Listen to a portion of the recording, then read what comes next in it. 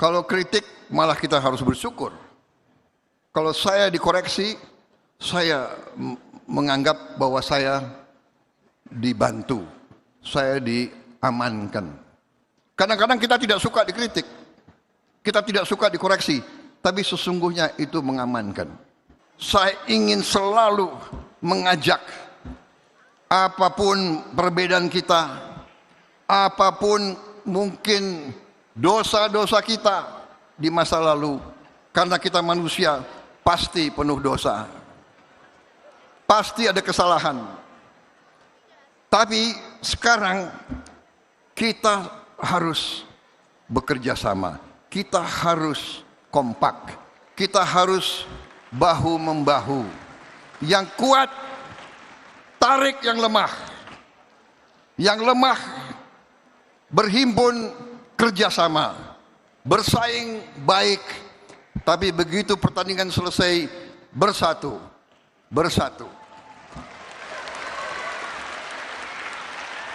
Ada yang mengatakan kalau bersatu itu tidak demokratis. Loh, demokrasi silahkan,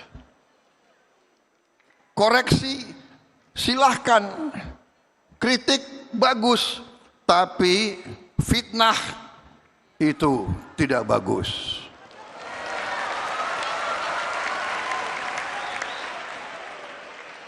Semua agama tidak mengizinkan fitnah. Saya yakin di agama Kristen demikian juga. Thou shall not lie. Kebohongan itu tidak baik. Apalagi kebohongan yang menimbulkan kecurigaan, kebohongan yang menimbulkan perpecahan, kebohongan yang menimbulkan kebencian. Ini bisa merusak kita semua. Jadi saudara-saudara, kalau di agama Islam ada itu ajarannya. Fitnah itu lebih kejam dari pembunuhan. Bayangkan. Jadi yang kita harus waspadai sekarang, kalau kritik malah kita harus bersyukur. Kalau saya dikoreksi, saya menganggap bahwa saya dibantu, saya diamankan. Kadang-kadang kita tidak suka dikritik, kita tidak suka dikoreksi, tapi sesungguhnya itu mengamankan. Iya kan? Contoh paling sederhana. Kadang-kadang kita lupa, ada kancing yang tidak terpasang. Kemudian anak buah kita lari, Pak, seragam Bapak, Pak, Bapak kancingnya. Loh, ini anak buah kok berani koreksi. Tapi dia koreksi untuk mengamankan saya. Bayangkan, presiden muncul, kancingnya tidak. Iya kan? Jadi kadang-kadang saya dongkol juga sama ajudan saya. Cerewet banget nih. Tapi dia menjaga saya. Dia menjaga saya. Berapa kali saya diselamatkan. Iya kan? Ini cerita waktu saya masih aktif ya. Saya keluar dari ruangan mau ambil apel. Nggak tahu saya sibuk atau apa. Saya lupa pakai tanda pangkat. Lari anak buah saya, Pak, jangan keluar Pak, tanda pangkat Bapak tidak lengkap. Oh iya, jadi apa? Dia mengamankan saya. Kritik, koreksi adalah menyelamatkan. Jadi saya terima kasih. Kalau ada yang teriak-teriak, Prabowo ini mau hidupkan lagi militerisme. Wah, baru saya koreksi, apa benar? Oke, baru kita lihat, panggil ahli hukum, panggil di mana, ya kan? Mana batas kepemimpinan yang terlalu otoriter. Jadi saudara-saudara, itu yang ingin saya sampaikan.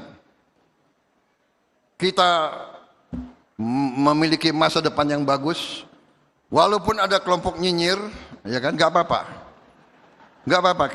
Kita akan bekerja dengan bukti, bukan dengan janji saja.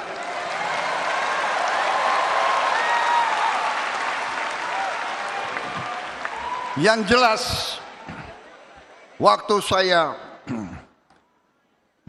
kampanye udah sekian puluh tahun, saya selalu bicara Indonesia harus swasembada pangan.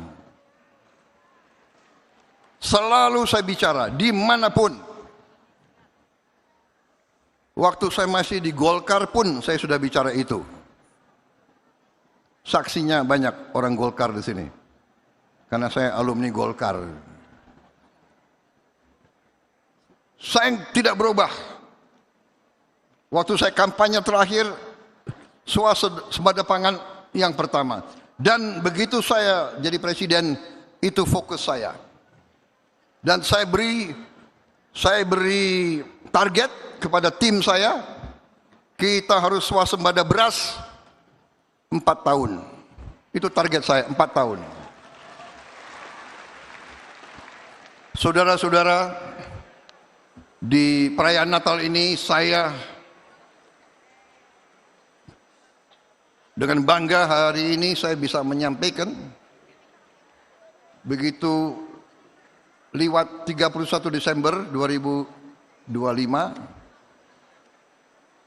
bangsa Indonesia sekarang sudah swasembada beras. Tahun 2025 kita tidak import beras sama sekali. Tahun 2025. Target 4 tahun kita bisa capai dalam waktu 1 tahun.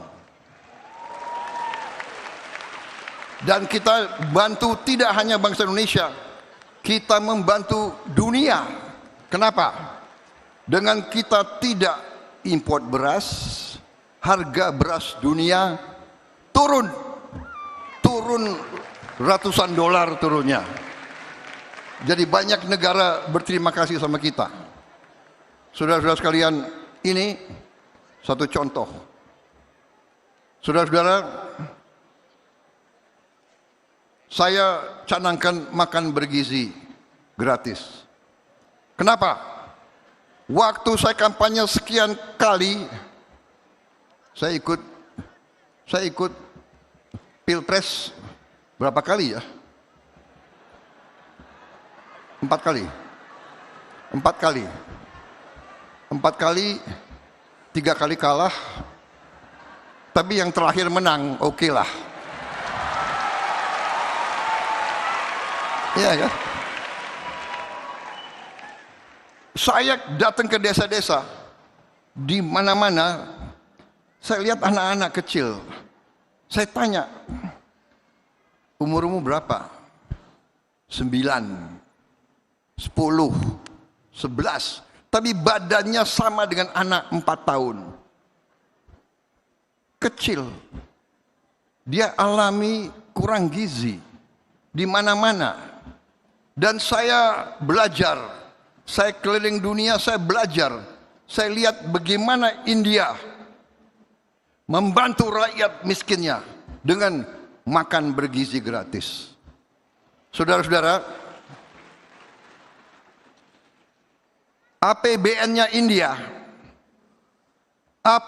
India nomor 1 bagi dia, nomor 1 adalah pertahanan. Karena dia tidak mau ambil risiko keselamatan bangsa dia. Nomor 1 pertahanan. Nomor 2 atau nomor 3 adalah makan bergizi. Brasil juga sudah melaksanakan makan bergizi 12-13 tahun yang lalu. Saudara-saudara, sekarang sudah ada 76 negara melaksanakan makan bergizi.